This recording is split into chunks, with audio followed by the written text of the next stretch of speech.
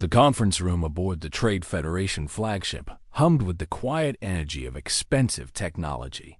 17 executives from 11 different species sat around a curved table made of polished asteroid glass. Their attention focused on the holographic display floating in the center, where data streams cascaded like waterfalls of light. Senior Director Vethkan, a tall Solarian with silver scales that reflected the ambient lighting, stood at the head of the table. His four eyes blinked in sequence as he reviewed his notes one final time. This meeting had been called under unusual circumstances. The Trade Federation had existed for 6,000 standard cycles, maintaining stability across 300 star systems. They had built their success on careful planning, measured growth, and the elimination of unnecessary risk. Then the humans had arrived. "Colleagues," Vethkan began, his voice carrying the weight of genuine confusion, "I have spent the last 18 months studying human economic behavior. I must confess that I still do not fully understand what I have observed. However, what I can tell you is this. In the 73 years since humanity joined the galactic community, they have increased their gross domestic product by 800%. Their technological advancement has accelerated at a rate we have never recorded in any species. They have established trading posts in 47 systems and show no signs of slowing down." A murmur passed through the assembled executives. Trade Minister Grolcha, a rotund being from the methane world of Proxys 7, raised one of her manipulating tentacles. "Senior Director, surely there must be some error in these calculations. Such growth would be unsustainable. They would have exhausted their resources within a single generation." Vethkan's scales shifted to a darker shade, an expression of uncertainty among his people. "That is precisely what I believed. That is what our economic models predicted. According to every framework we have developed over 6 millennia, the human economy should have collapsed approximately 12 years ago. Instead, it continues to expand." He gestured at the holographic display, and a new set of data appeared. "I present to you the human concept they call creative destruction.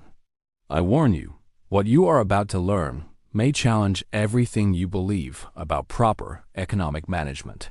The room fell silent. "The humans operate on a principle that seems completely insane to our sensibilities," Vethkan continued. "They deliberately destroy successful industries.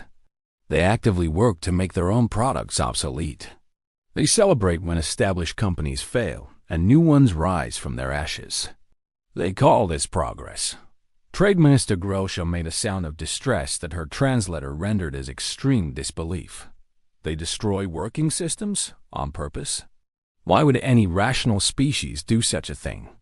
"Because," Vethkan replied, "they believe that destruction creates space for something better. Their economic philosophy teaches that stability is actually a form of stagnation. They argue that protecting established industries prevents innovation and ultimately weakens the entire system."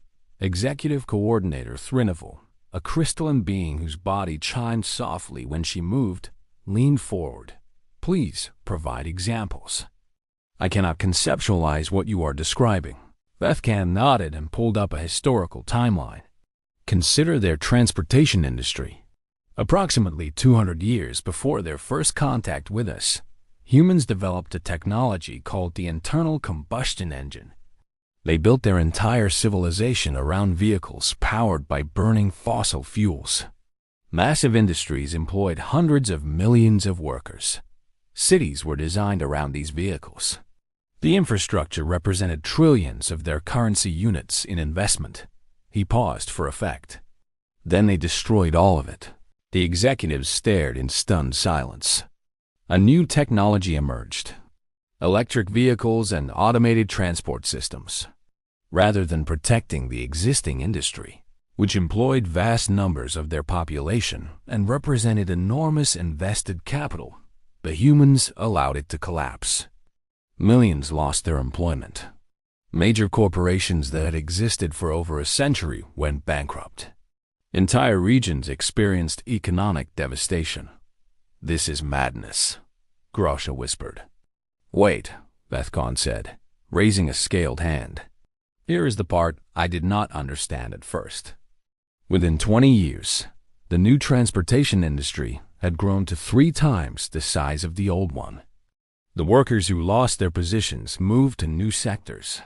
The regions that experienced devastation rebuilt with new technologies. The destruction created space for growth that would have been impossible under the old system. Thrinnival's crystalline body hummed with processing energy. But the suffering during the transition period must have been enormous. Did their population not resist this destruction? Some did, Vethcon acknowledged. Humans are not monolithic in their thinking. Many fought to preserve the old industries. But their economic culture ultimately embraces this destruction as a feature of their system, not a flaw. They have a saying that I find deeply unsettling. They say that you cannot make progress without breaking eggs. The data display shifted to show comparative graphs. Now observe the Trade Federation economy over the same period. We maintained stability. Our transportation industry has operated essentially unchanged for 800 years. We have optimized efficiency to remarkable levels. But our growth rate has remained at approximately 2% per cycle, exactly as our planners intended. That is responsible management, Groucha protested. Is it? Vethcon asked. Or is it stagnation that we have convinced ourselves represents wisdom? The humans would argue that we have sacrificed our potential for the comfort of predictability. A younger executive, Kentros of the Volanti Consortium, spoke for the first time.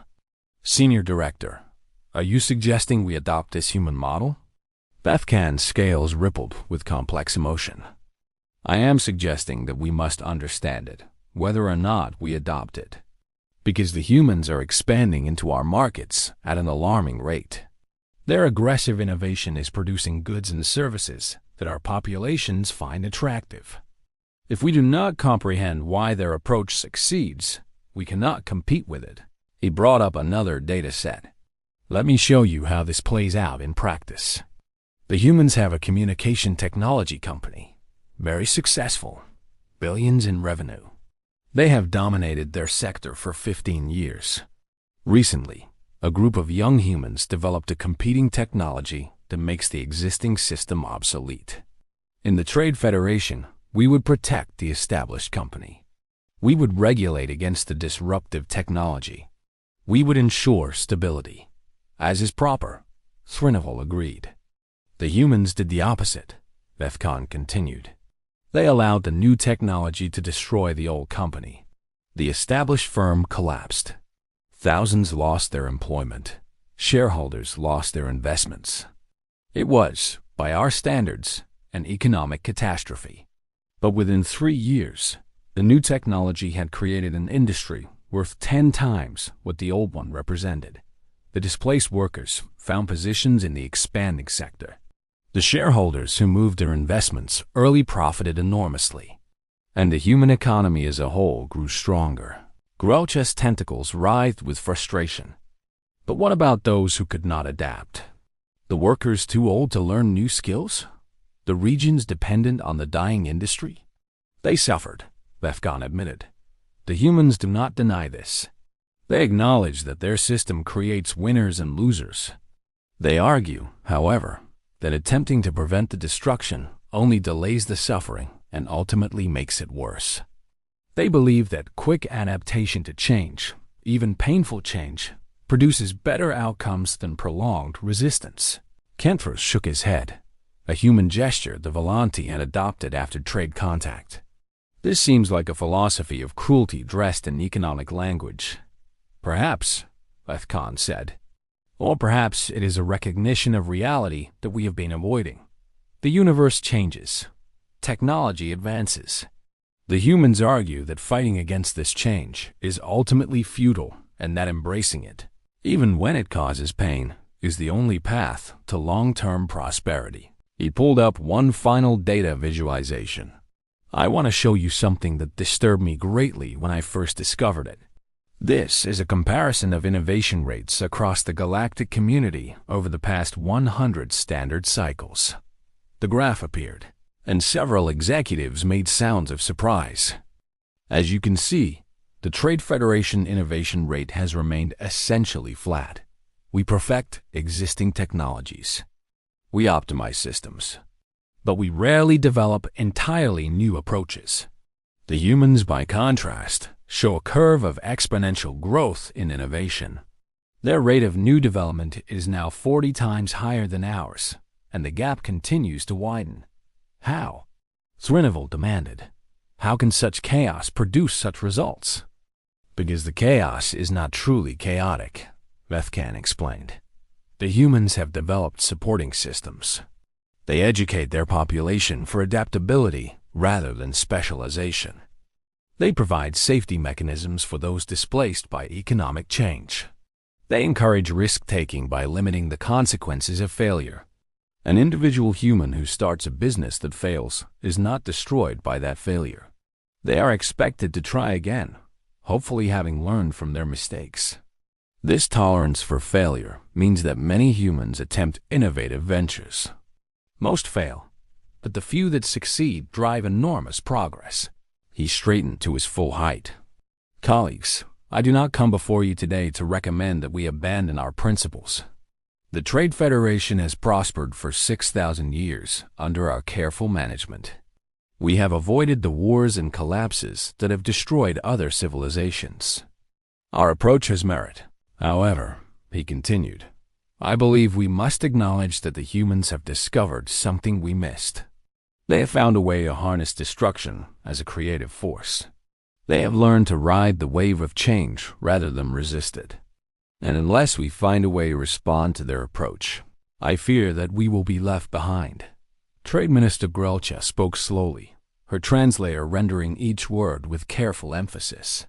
What specifically do you recommend, Senior Director? I recommend that we study this human concept more deeply. I recommend that we establish exchange programs with human business institutions. I recommend that we consider, very carefully, whether our commitment to stability has become a cage that limits our potential. I am not suggesting that we become human. I am suggesting that we learn from them before they outcompete us entirely. The room fell into contemplative silence. Outside the viewports, stars burned in the infinite darkness, each one a furnace of creative destruction, consuming itself to produce the light that made all life possible. Perhaps, Vethkan thought, the humans had simply recognized what the universe had been demonstrating since its beginning. Nothing lasted forever. Change was the only constant. And those who learned to embrace destruction rather than fear it would ultimately inherit the cosmos. The meeting continued for several more hours, but the fundamental question had been posed.